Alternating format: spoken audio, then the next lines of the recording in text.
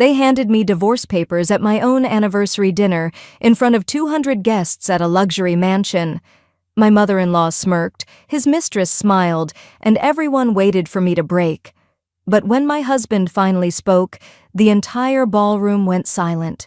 What he said next changed everything and exposed secrets no one saw coming. "Hi, I'm Victoria. And 3 years ago, I lived through what I can only describe as the most horrifying and liberating night of my entire life. I was married to a man named Christopher, handsome, successful, from one of those old money families that you read about in magazines. We'd been married for exactly 2 years when everything fell apart. Or maybe I should say, when everything finally came together. Because sometimes, the worst moments of your life are actually the beginning of your freedom. If you've ever felt betrayed by the people you trusted most, stay with me. This story gets wild, and you won't believe how it ends. Make sure to like and subscribe. You'll want to follow along. Let me take you back to where it all started. I met Christopher at a charity gala 3 years before that nightmare anniversary. I was there representing my marketing firm, and he was there because his family's name was literally engraved on the building, the Sterling family. They owned half the commercial real estate in the city, and Christopher was being groomed to take over the empire. He was confident, charming, and when he looked at me across that crowded room, I felt like I was the only person who existed. Our courtship was like something out of a romantic movie. 6 months of luxury dates, weekend getaways, and whispered promises. He proposed on a yacht under the stars, and I said yes without hesitation. The wedding was grand, held at the Sterling family estate, a sprawling mansion with manicured gardens and a ballroom that could hold 300 people. I wore a designer gown, and Christopher looked at me like I was his entire world. But the cracks started showing almost immediately. His mother, Patricia, was cold from day one. She came from even older money than the Sterlings, and she made sure everyone knew it. At our wedding reception, she gave a speech that seemed sweet on the surface but had daggers hidden underneath. "Christopher has always had exquisite taste," she said, pausing to look at me with a thin smile. "Let's hope his choices continue to reflect well on this family." People laughed politely. I felt sick. Christopher's father, George, was different, distant but not cruel. He was always busy with business deals and board meetings, leaving Patricia to run the family dynamics. And then there was Amanda, Christopher's younger sister. She was openly hostile, making snide comments about my middle-class background, my job, my clothes. At family dinners, she'd talk about women Christopher had dated before me. Women from appropriate families who understood their place. I ignored the red flags because I loved Christopher, or maybe I loved the idea of being loved by someone like him. Either way, I convinced myself that his family would warm up to me eventually. They never did. About 6 months into our marriage, things started to shift. Christopher began working late, really late. He'd come home smelling like expensive perfume that wasn't mine, and when I asked about it, he'd kiss my forehead and say he'd been at client dinners. His phone was suddenly password protected. He'd take calls in other rooms, and when I walked in, the conversations would stop abruptly. Then I met her, Clarissa. It was at Christopher's office anniversary party, and she was there in a stunning gold dress, laughing at something Christopher had said. She worked at his firm as a junior partner, and the way they looked at each other made my stomach turn. When Christopher introduced us, she shook my hand with a grip that felt like a challenge. "I've heard so much about you," she said, but her eyes said something else entirely. After that night, I started noticing her everywhere. Coffee meetings that Christopher claimed were about work. Her name coming up at family dinners, usually from Patricia's lips, followed by praise about her family's connections and her bright future. I caught them having lunch twice, and both times Christopher had an explanation ready. Too ready. My gut screamed that something was wrong, but I had no proof. Just intuition. Just the feeling that I was slowly being erased from my own marriage. When our second anniversary approached, I wanted something simple. Just Christopher and me, maybe a quiet dinner at the restaurant where we had our first date. But Patricia had other ideas. "We're throwing you a proper celebration," she announced over Sunday brunch at the mansion. Something worthy of the sterling name. Before I could protest, she'd already hired event planners, sent out invitations, and booked the mansion's grand ballroom. "It's just one night," Christopher said when I expressed my concerns. "Let her do this." "It makes her happy." His voice was tired, defeated in a way I didn't understand at the time. The week leading up to the party was strange. Patricia took over everything. The menu, the decorations, the guest list that ballooned to 200 people. She didn't consult me once.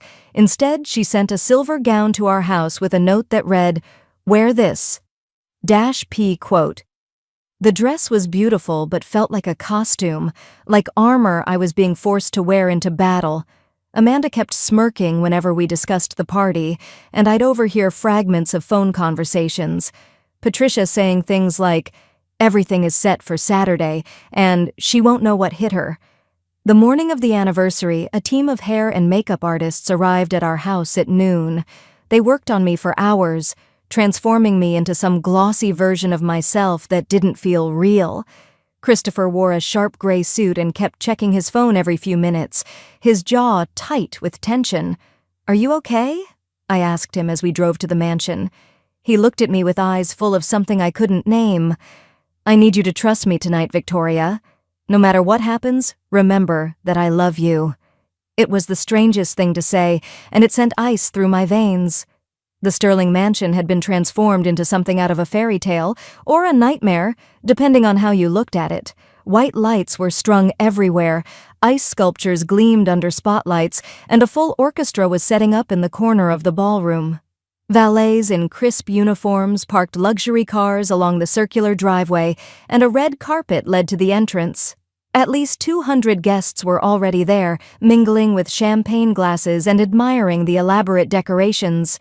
Business partners, socialites, distant relatives, society page regulars, all dressed in their finest, all turning to watch as Christopher and I made our entrance. Applause erupted, glasses were raised, people shouted congratulations. I felt like an actress playing a role, smiling and waving while my heart hammered against my ribs. Patricia greeted us in a stunning burgundy gown, her smile sharp as a blade. George stood beside her, looking uncomfortable as always. Amanda wore white, a bold and somewhat insulting choice for someone else's anniversary party. And then, standing among Patricia's inner circle like she belonged there, was Clarissa in that same gold dress from the office party. "Smile, dear," Patricia whispered as she kissed my cheek. "Everyone's watching." We were led to the head table on an elevated platform, literally putting us on display above everyone else. I sat between Christopher and Patricia, with Clarissa positioned just 3 seats away. The proximity felt deliberate, cruel. The entire arrangement felt like a trap I'd walked into willingly. The 5-course meal was exquisite, but I could barely taste any of it. My throat was tight with anxiety, and every time I looked at Christopher, he was staring at his plate or nervously adjusting his cufflinks. Patricia kept standing up to give speeches, tapping her wine glass for attention. "2 years ago, my son made a choice," she said into the microphone, her voice carrying across the silent ballroom. She paused dramatically, letting the words hang in the air. "And tonight, we celebrate the future of the Sterling family." The wording was strange, ominous. People clapped politely, but I saw confusion on some faces. George looked like he wanted to say something but didn't. Amanda was filming everything on her phone, that same smirk playing on her lips. As dessert was served, an elaborate chocolate sculpture that probably cost more than my monthly salary, Patricia stood again. The orchestra stopped playing. The entire room went quiet. "Before we cut the anniversary cake, there's something important we need to discuss," she announced. My heart started racing. Christopher grabbed my hand under the table, and his palm was ice-cold and clammy. Patricia signaled to Amanda, who brought out a large silver envelope. Clarissa stood up from her seat, smoothing down her gold dress. The entire ballroom was holding its breath. "Victoria, darling, please stand," Patricia said. I stood on shaking legs, acutely aware of 200 pairs of eyes locked on me. Patricia walked around the table, her heels clicking on the marble floor like a countdown. She handed me the silver envelope with a smile that didn't reach her eyes. "Open it, dear," she said sweetly. "Everyone here should witness this moment." My hands trembled as I broke the seal and pulled out the papers inside. The words swam before my eyes. Petition for dissolution of marriage. Divorce papers. Official. Detailed. Brutal. Gasps rippled through the crowd. Someone dropped a wine glass and it shattered on the floor. Patricia took the microphone again. "Ladies and gentlemen, thank you all for coming tonight. You're here not just for an anniversary, but for an ending." My face was burning. I couldn't breathe. 200 people were staring at me, and I felt completely exposed, utterly humiliated. "Victoria has been part of this family for 2 years," Patricia continued, her voice echoing through the speakers. "But unfortunately, she has failed to meet the standards of the sterling name." She began listing my supposed failures like she was reading from a script. No children after 2 years of marriage. Refuses to quit her career to focus on family duties. Doesn't understand the responsibilities and expectations that come with our legacy. Has brought embarrassment to this family through her middle-class habits and attitudes. Some guests nodded in agreement. Others looked uncomfortable, avoiding eye contact. I wanted to disappear, to sink into the floor and vanish. Then Patricia gestured to Clarissa. "But there's hope for Christopher's future. Clarissa has been a dear friend to this family, someone who truly understands our values, our history, our standards." Clarissa walked to the head table and stood beside Christopher on his other side. She placed her hand on his shoulder like she had every right to touch him. The projection screen behind us suddenly lit up with photographs, images of Christopher and Clarissa at various locations, restaurants, his office, a park bench, even what looked like his car. Some of the photos looked intimate, perfectly timed to suggest something more than a working relationship. More gasps from the audience, whispers spreading like wildfire. "It's time for Christopher to be with someone suitable," Patricia said, "someone who can give him the life he deserves." I looked at Christopher, tears streaming down my face. "Tell me this isn't real. Tell me you didn't know about this." He was pale, frozen, staring at the screen with an expression I couldn't read. "Christopher is too kind to say it himself," Patricia answered for him. "But yes, he agrees this marriage was a mistake." She placed a pen in front of me on the table. "Sign the papers, Victoria. Save yourself some dignity while you still can." Amanda was recording everything on her phone, actually smiling at my pain. George finally spoke. "Patricia, what on earth are you doing?" She silenced him with a single look. Clarissa touched Christopher's arm, and he didn't pull away. I reached for the pen with shaking hands, ready to sign anything just to end this nightmare and escape that ballroom. 200 people watched me prepare to surrender, and then Christopher stood up so violently that his chair crashed backward onto the marble floor. The sound echoed like a gunshot. "Enough!" he roared, his voice so loud and raw that several people actually jumped. I had never heard him yell like that, never seen him lose control. His face was red, his hands were shaking, and something wild and furious burned in his eyes. He grabbed the microphone from Patricia's hand, nearly ripping it from her grip. "Everyone needs to stop!" he shouted into it. "This entire night is a lie!" 200 people froze. You could have heard a pin drop in that massive ballroom. Patricia tried to grab the microphone back, but Christopher pushed her hand away, something I'd never seen him do. Gasps erupted from the crowd again. "I need to tell you all something," Christopher said, his voice shaking with rage and emotion. "This whole night, this setup, these papers, all of it is a twisted, sick manipulation." George stood up. "Son, what are you talking about?" Christopher pulled out his phone and connected it to the projection system. "I've been collecting evidence for 6 months, evidence of the most disgusting betrayal I've ever witnessed." The photographs of him and Clarissa disappeared from the screen, replaced by audio waveforms. "What you're about to hear," Christopher said, "is my mother plotting to destroy my wife and my marriage." He pressed play. Patricia's voice filled the ballroom, crystal clear through the sound system. "We need to destroy her completely. I want her humiliated, broken, gone." Another woman's voice. Later I learned it was the event planner. "In public?" "Yes, at their anniversary. Maximum humiliation in front of everyone who matters. She needs to understand she never belonged in this family. The ballroom exploded in shocked whispers. Patricia's face went ghostly white. She lunged for Christopher, but he stepped away. "There's more," he said coldly. He played another recording. Patricia and Clarissa this time. "I'll pay you $50,000 to seduce my son," Patricia's voice said. "What if he doesn't fall for it?" Clarissa asked. "He doesn't have to. We just need photographs that look convincing. I have a photographer ready to take pictures from the right angles at the right moments. We'll make it look like an affair even if nothing actually happens. And his wife? She'll be ruined." That's the entire point. Every person in that ballroom turned to stare at Clarissa. She had collapsed into her chair, face in her hands, sobbing. "This is insane," someone shouted from the crowd.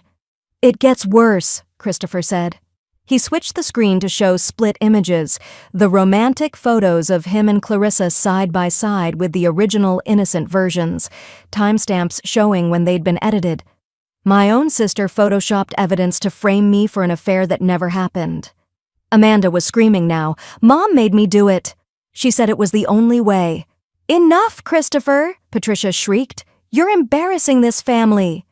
"No, Mother," he said, his voice dropping to something dangerous and quiet. "You have embarrassed this family. You've destroyed it." Christopher played more recordings, and each one was worse than the last. Patricia's voice describing exactly how she'd manipulate situations, plant false evidence, even how she'd threaten to destroy my career if Christopher didn't cooperate. "Sign the divorce papers, or I'll make sure Victoria never works again," Patricia had said in one recording. "I have connections everywhere. I'll plant evidence of fraud at her company. I'll ruin her reputation so thoroughly she'll be lucky to get a job at a grocery store." "You can't do this, Mom." "I love her," Christopher's voice responded. "You'll do what I say. I'm your mother. You'll obey me, or you'll watch me destroy the woman you claim to love." George's face went from confused to horrified to furious. "You blackmailed our son?" Christopher continued, addressing the silent, shocked audience. "My mother never accepted Victoria. She's independent, successful, from a middle-class family that worked hard for everything they had. But that wasn't good enough. Mom wanted someone she could control, someone who would quit their job immediately, have babies on command, and bow to the Sterling name without question." "She's not good enough for you," Patricia screamed, losing all composure. "No, Mother," Christopher said, walking over to stand beside me. He took my hand. "You're not good enough to be in her life. You're not good enough to be in mine." Applause started somewhere in the back of the ballroom. Then more people joined. Within seconds, 200 guests were clapping and some were even standing. Christopher held up the divorce papers. "These aren't even legal." "I never contacted a lawyer. I never wanted a divorce. Amanda forged these with Mom's help. They were going to humiliate Victoria into signing them, then force me into a marriage with Clarissa to secure some business deal Mom had arranged with Clarissa's family." Clarissa stood up, mascara running down her face. "I'm so sorry. I needed money for my mother's medical bills. She has cancer, and the treatment costs were destroying us. Patricia offered $50,000 just to pretend to be interested in Christopher and let photographers catch us in innocent moments that could be edited to look suspicious. I thought it was just acting. I didn't know it would go this far. I didn't know she'd try to destroy you." "Shut up, you stupid girl!" Patricia screamed at her. But Clarissa pulled an envelope from her purse and walked over to me. She fell to her knees in front of everyone. "Here's proof of the payment. Bank records, text messages, everything. Use it against her. I'm so sorry, Victoria. What happened next was pure chaos." George took the microphone from Christopher. "I had absolutely no knowledge of any of this," he announced to the crowd, his voice heavy with shock and shame. "My wife has been operating behind my back, manipulating our family and destroying innocent people. This behavior is unacceptable." He turned to Patricia. "I want a divorce, effective immediately." The crowd gasped yet again. This night kept escalating beyond belief. Patricia lunged at George, screaming obscenities, but security guards I hadn't noticed before stepped forward to restrain her. Christopher had apparently arranged for lawyers and security to be present as witnesses to everything. Amanda was sobbing uncontrollably. "I just wanted Mom to love me." She always loved Christopher more. She said if I helped her, she'd finally be proud of me. "So you destroyed innocent people for approval?" Christopher asked his sister, disgust clear in his voice. "I didn't think you'd actually figure it out," Amanda wailed. Patricia, being escorted toward the exit by security, turned back one last time. "You'll never be good enough for this family, Victoria. You're nothing but a gold digger who trapped my son." Christopher stepped in front of me protectively. "She never trapped me, Mother. She saved me. From you. From this toxic legacy. From everything you tried to make me become. You're not welcome in our lives anymore. Stay away from my wife. Stay away from me, or the next recordings I release will be to the police and the press." Patricia was dragged out still screaming. The guests actually applauded again, and several people approached us with supportive words. "We always knew something was off about Patricia," one woman said. "Good for you for standing up to her," a business partner of George's added. Some guests left quickly, embarrassed to have witnessed such a spectacle. But others stayed, and the atmosphere shifted from horrified shock to something almost celebratory. The orchestra even started playing again, though the party was essentially over. The next few months were a blur of legal proceedings. We pressed charges for forgery, fraud, blackmail, and defamation. Amanda faced serious legal consequences for document forgery. Clarissa returned every penny of the $50,000, lost her job, and faced a lawsuit from our lawyers. Patricia's legal fees mounted into the hundreds of thousands as George froze her access to their accounts. Restraining orders were filed. The recordings became evidence in multiple cases. The society pages and gossip blogs covered the scandal for months. Sterling family scandal, mansion meltdown, the anniversary from hell. Patricia lost all her social standing, and last I heard, she's living quietly in another state, cut off from the family money. George divorced her within 6 months and gave Christopher and me a generous financial gift as an apology. "Use this to start fresh, away from all this mess," he said. But the hardest part wasn't the legal battles. It was rebuilding my marriage. Christopher and I spent 3 months living separately, processing everything. We went to intensive couples therapy twice a week. He showed me evidence that he'd never actually betrayed me. Every meeting with Clarissa had been observed and documented, every advance she'd made rejected and recorded. He'd been building a case against his mother while pretending to go along with her plans, waiting for the perfect moment to expose everything. "I wanted to tell you," he said during one of our therapy sessions, tears streaming down his face. "But she threatened your career, your reputation, everything. I needed ironclad evidence before I could protect you. I'm so sorry you had to go through that night. I'm so sorry I let it get that far." It took time, but slowly, trust rebuilt. We learned to communicate better. I learned to voice my suspicions instead of suffering in silence. He learned that protecting me meant including me, not keeping secrets. Now, 3 years after that nightmare anniversary, Christopher and I are stronger than we've ever been. We moved to a different state for a fresh start, somewhere with mountains and fresh air, and no Sterling family mansion looming over us. Christopher opened his own architecture firm called Victoria and Sterling Designs, naming it partially after me as a symbol of our equal partnership. I got promoted to marketing director at a top firm, and I love my work. We bought our own home, modern, bright, filled with windows and light. Nothing like that dark, imposing mansion. We're expecting our first child, a daughter, in 3 months. We have complete no contact with Patricia and Amanda, though Amanda did send one apology letter from her therapist that we chose not to respond to. Some bridges can't be rebuilt, and that's okay. George remarried a kind, genuine woman who treats me like a daughter. He's excited to be a grandfather and has been taking woodworking classes to build furniture for the baby's nursery. We have holiday dinners that are small, warm, and filled with real laughter. No performances, no pretense, just love. We celebrate our anniversaries privately now. Last year was a picnic under the stars. This year will be a weekend getaway to a cabin in the mountains. No guests, no cameras, no pressure. Just us, grateful for surviving the storm. That silver dress still hangs in the back of my closet. I can't bring myself to throw it away because it's a reminder, not of shame, but of survival. Of the night I almost broke but didn't. Of the moment when truth shattered lies in front of 200 witnesses. Sometimes you have to walk through fire to find your strength. Sometimes the people who should love you are the ones who hurt you most. But sometimes, just sometimes, love fights back. And when it does, it changes everything. If this story kept you on the edge of your seat, smash that like button right now and subscribe for more incredible true stories. Can you imagine being handed divorce papers in front of 200 people? Have you ever dealt with toxic in-laws or family betrayal that made you question everything? Share your story in the comments below. I read every single one, and your experience might help someone else going through the same nightmare.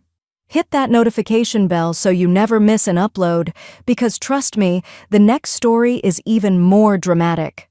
Share this video with someone who needs to hear that the truth always wins, no matter how powerful the people lying are. Thanks for watching. And remember, sometimes your biggest battles happen at the places you're supposed to feel safest. Stay strong out there. You're more resilient than you think.